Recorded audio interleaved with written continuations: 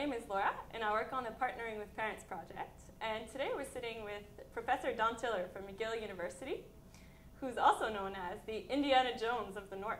Hi, Don. Hi, Laura. I can only dream of the life Indiana Jones has. So before we start talking about the project itself, I'd like for you to give us a little bit of a historical background about it. How did it all start?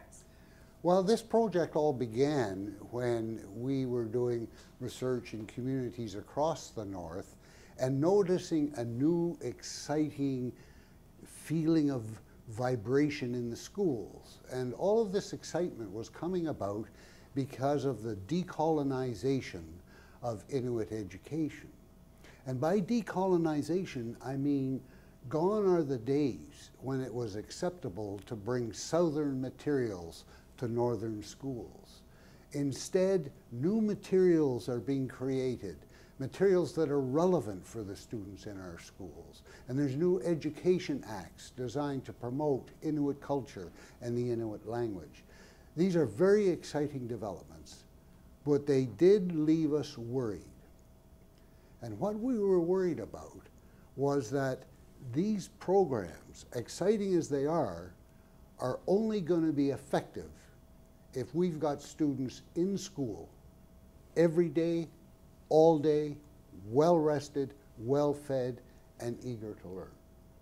And since we have a lot of absenteeism and we have a very high dropout rate, we thought we really need to complement these new exciting developments by making sure that students do get to school. And so this is when the Partnering with Parents project started. Our mission is to get every family and parent in the community, okay, motivated and directed at getting children to school, so at least these programs can be effective. That's very interesting. You mentioned that you want to get every kid to school every day, all day, well-fed, well-rested, and eager to learn. That seems like really high objectives. How do you think, how are you going to go about getting to reach these objectives? You're right, this is a very high objective. And what it really means is we have to make one-on-one contact with each and every parent in the community. And it means that the nature of that contact has to be non-threatening for parents, and it has to be one that's constructive for them, and where they see some hope and something constructive coming out of this. So what we've decided to do is to make use of scientific surveys to start this process. Why scientific surveys? Because we've had experience doing surveys on the topic of language in northern communities, and we discovered something very surprising but very interesting. And that is, in most surveys, people hope to give a survey to a small number of people in the community. Very often, when people do a survey in a community, they'll try to get 10% of the people in the community to fill out the survey. Well, we found when we were doing our language survey, everybody in the community wanted to fill out the survey. Everyone in the community wanted a voice about something as important as protecting the heritage language. So that gives us the idea, when you've got an issue that matters to the community, you can get everyone in the community to fill out a survey. So that's how we plan to start, with a survey on education, where our aim is to, working with the community, to have everyone in the community fill out the survey. So that's very interesting. Who designs the survey? Is it you? Is it the community? Well, the survey, of course, asks all kinds of questions about education. So it's not for me or you to develop the content of the surveys. In fact, the content of the surveys was developed by national meetings of Inuit educators, regional meetings of Inuit educators, and people in each and every community adding items to the survey.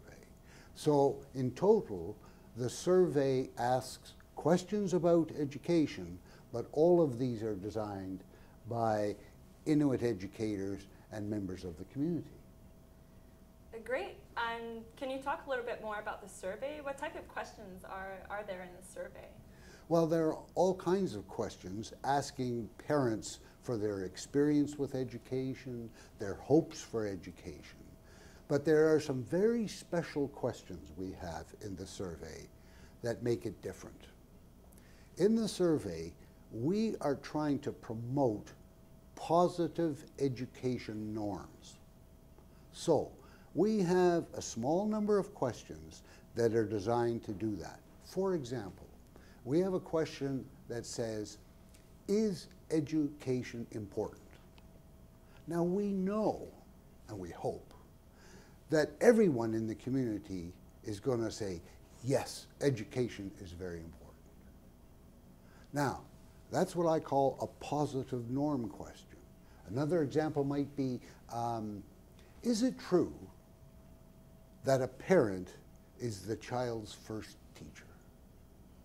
We expect everybody in the community is going to say yes.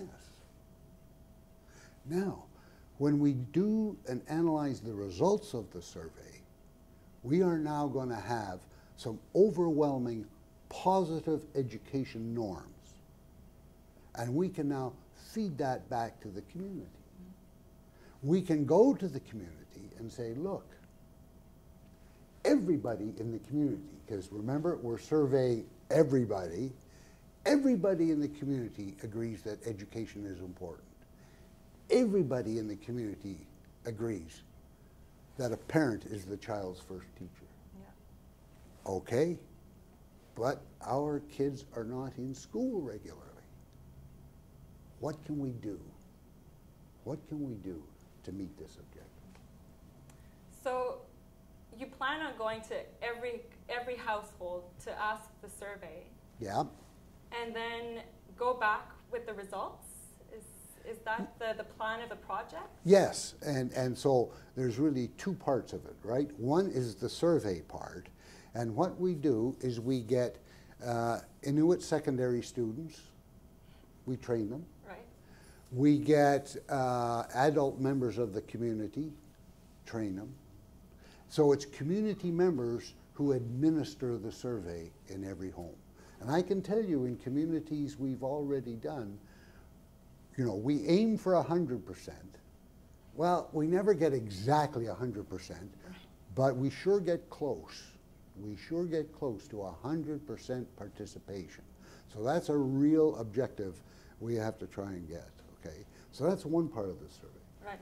The second part is, you're absolutely right, providing feedback on these positive norm questions. How do we do that? Mm-hmm. Yes, we use the FM radio. Okay. Yes, we use meetings in the community. Okay. But more important than that, we have trained community members who go to each and every home with the results, especially the results of the positive norms, so that these trained community members with the feedback can sit down with every parent, every caregiver, and say, look at this, here's the results from the community. Everybody said education is important. You said it, your neighbors said it, your family said it, elders said it, young parents said it, everybody. But at the same time, our kids are not at school. What can you as a parent do to help, to get students to school every day, to make sure they're well rested and make sure they're well fed? So our idea is nothing short of a one-on-one constructive conversation with a parent is going to be strong enough to really start changing the community norm about getting kids to school.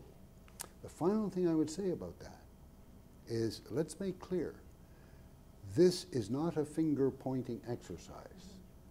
It's not pointing finger at the school, what's the school doing wrong, etc. And it's not pointing the finger at parents. Why aren't parents doing this? And in fact, in the surveys, again designed by the communities in the regions, we've never had a person filling out the survey raise issues about, oh, I don't like the mood of these questions and so on. So I think we've got the right atmosphere for this. It's really, we need your help, give us your advice, and we're going to feed back the positive norms and say, what can you personally do concretely to help get kids back in school? Okay. So does every community member set their own objectives, or is it a wide range of objectives for each community member, or is it just a global objective for a whole community, for example? No, in fact, parents are at different stages, aren't they? So each visit to a parent will result in different objectives, because we want objectives that are realistic. If we're in a home where the child is only attending school at most once a week, that's a very different situation where you've got children in the home where they're attending quite regularly. Very different situation. What we try and do is with each parent, really working with them, not making demands of them, but saying, what can you do to help here? And as long as we can make one concrete step forward, and sometimes they'll be starting from a low base, get one step. Sometimes a higher base, one step. So each parent, it's going to be different. But at least it's going to be concrete. And they're going to understand that the community member is actually going to come back in 3 months to review how things are going, to review what positive changes have been made, and maybe readjust the goals and set new objectives. Right. But yes, it'll be different for every parent and every home. Right. And finally, what would be the short-term and long-term objectives of the projects? Well, this is obviously a very challenging task. But quite simply, our objective is to get students in school. Right. And get them in there well-rested, eager to learn. And so these are things that are measurable. These are things that are concrete. So we're going to keep statistics in the community. And since it's the community that's really governing this process, it's the community that's making the home visits, our job, of course, is just to compile the statistics. Right. And so that community members have a guideline as to where are we now, Right. where are we after 1 year, after 2 years. Realistically, we're not going to see a huge change in 1 year. Right. But we should start to see the changes. And the hope is that within about 3 years, we'll see a real significant pattern of change. Right. More students in school more regularly, and more eager to learn. And then, and only then, can these new exciting pedagogical materials have a real positive effect, and we see better performance. That's great. I really look forward to seeing all the results. And well, thank you so much for sitting with me today. And well, hopefully I'll see you soon in Indiana. Thank you very much, Laura. And, you know, one day maybe I'll lead the life of Indiana Jones.